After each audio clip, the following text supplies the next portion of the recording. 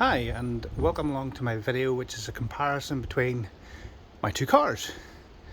We've got an 11-year-old 2-litre 170 brake horsepower TDI Passat CC with the automatic gearbox, which is fantastic. Say she's now 11 years old. I've owned her now maybe about 6 or 7 years, believe it not, and she's got 130,000 miles on it. We'll check in a minute the exact mileage. And my recently acquired late 2020, so it's a 21 model A5, again 2-litre 168 I think it is to be exact, 2-litre TDI automatic box, again S-line, 35 TDI. Now 35, I don't know why they name it 35 and 40 when they spec them, but it's maybe in relation to the tiniest diesel tank in the world that came standard in this car. It's not 35 litres, but it's not much more, but we'll get on to that. So we'll go for the Passat first. Now,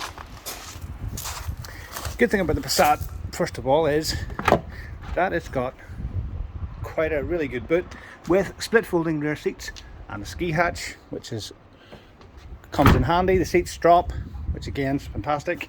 Now this particular car, it took me a while to find it when I first bought it. Excuse the various trash that's in here, but the reason it took me a while to find it is that it's got the DSG box, it has got Napa leather seats, front and rear obviously. Also the 5-seater model rather than the 4, which it does come in. Not only has it got heated seats, but it's got cooling seats as well, hence the little perforations you can see there. It has lots of additional options that were added. Cornering headlights, lots of things here on the centre, which include stop start button. It also has self-parking, which I've never used, the adjustable dampers, etc., sat-nav, all the things that you're going to need. And to be honest, it's been a fantastic car. It drives really, really good. It's got automatic headlights, automatic wipers. It's just all in all, it's a really good car. And the mileage is currently 131,130. And she's just telling me that she's due a service.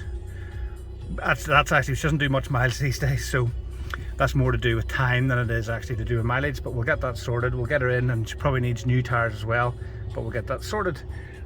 Climate control, absolutely everything. Just a great car all around. So love it to pieces. It's been a great car. That's why I still have it after all these years, which is definitely not like me. Now let's go to the new Audi. 11 years on. What is the difference really? 11 years on, apart from nice alloys. Now, might need to open it first, which would be a good idea.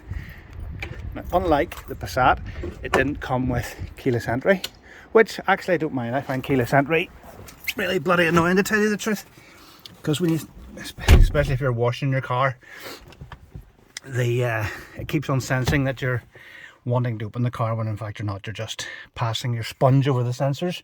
And whilst we're on the subject of washing the cars, which I've just done, if you ever want to fall off a mountain and you want to save yourself, make sure you've got the hose that you wash your cars with in your hand, because that will save you falling. It will trap on anything and you have to go back and release yourself. So that's my piece of advice for mountaineers.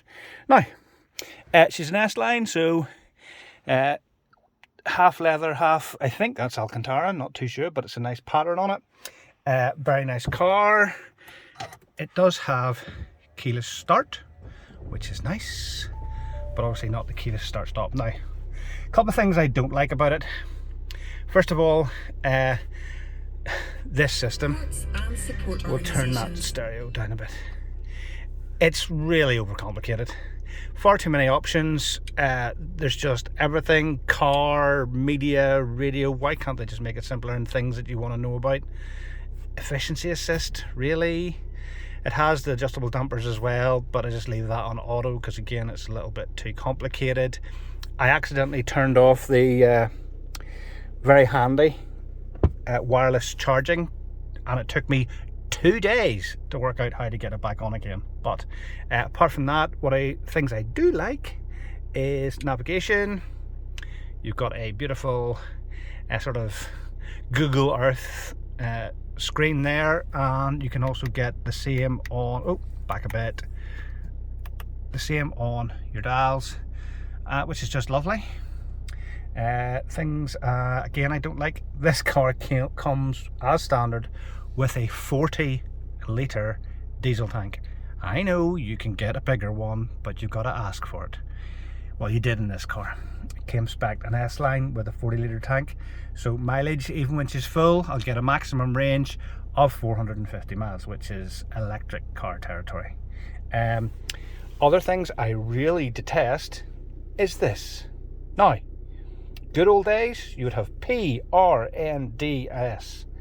park. So when you put the gear lever up, it would into park. Now you've got, not only have you got to put the handbrake on with a button, but you've also got to press this button. So when you put it into neutral, you've then got to press P, then got to press park, otherwise the car won't lock, and that is really infuriating. It's an automatic car. Once you're in park, it ain't going anywhere. But you still got to do the handbrake and the park, which is just a nose. Also, the side sills, the doors do not come down over the sills. So I know this is white and it will show up, but this collects huge amounts of crud. So therefore, you've got to wash your sills every single time, otherwise your car just looks disgusting. Now, it's also this thing here. I don't know which part of the Starship Enterprise this came off, or what the need for all these buttons are, but that is a huge block hanging over your head, which in an already dark coupe style car makes it even more sort of dark, but that's just a small foible. I do love the hatchback, because this is an A5 Sportback. The hatchback is just fantastic and uber handy. All in all, it's not the fastest thing, it ain't gonna set you on fire, but you know, it's a really lovely car. So I'll just go out and show you the front. Now, the question while I'm getting out is, do I think it's 11 years of technology on from the Passat? I'm not so sure. Oh, the main beams are automatic. Well, that's quite handy, and it has this Audi Sense thing which warns me about God knows what, but it comes on and tells me I'm about to crash into something. But I don't know what it's been that I'm about to crash into, but it keeps on telling me I'm about to. So yeah, overall a good looking car.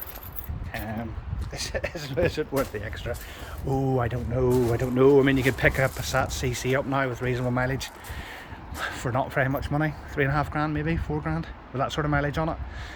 Whereas this retails at God knows what. I leased this, so I'm happy enough. I mean, I only get 2 years at it, and I'll hand back in the keys. So I'll leave it up to you guys. Stick your thoughts down below. Would you part with the cash, roughly 400 or 350 pounds a month to lease, or would you just rather have this and maybe save up and buy it outright? Still a fantastic car, no knocks, no bangs, just goes and goes and goes. Will this be the same in 11 years time? I don't think. It'll maybe just look so tidy. Guys, thanks for watching. Thumbs up and subscribe if you'd like to for any future videos, either on cars or on beer. Please join me next time. Thank you.